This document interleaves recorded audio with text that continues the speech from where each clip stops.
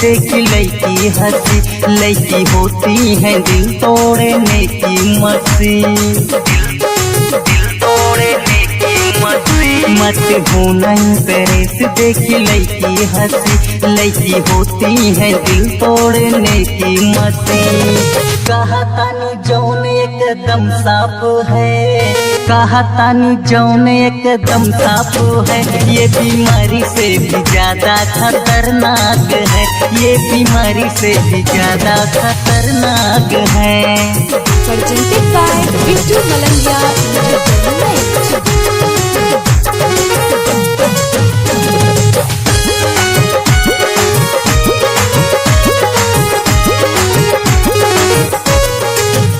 ये नज़ारे तेरी नजरों को ना भाएंगे, आई ड्रॉप की तरह आंखें भर जाएंगे, भर जाएंगे।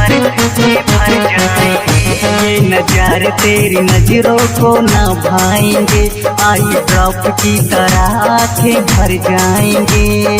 लड़की बिना लगे सब ठीक ठाक है, लड़की बिना लगे सब ठीक ठाक है, ये बीमारी से भी ज्यादा खतरनाक है, ये बीमारी से भी ज्यादा खतरनाक है। Presented by Bittu Malanga।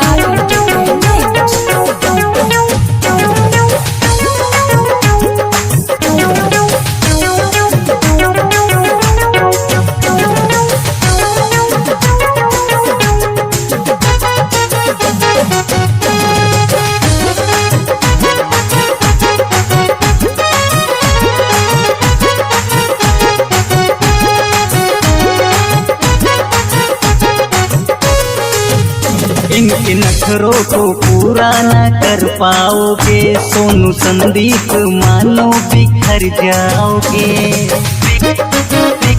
बिखर जाओगे। इनके नखरों को पूरा न कर पाओगे, सोनू संदीप मानो बिखर जाओगे। इनके चक्कर में लाखों परेशान हैं, इनके चक्कर में लाखों परेशान हैं, ये बीमारी से भी ज्यादा खतरनाक है, ये बीमारी से भी ज्यादा खतरनाक।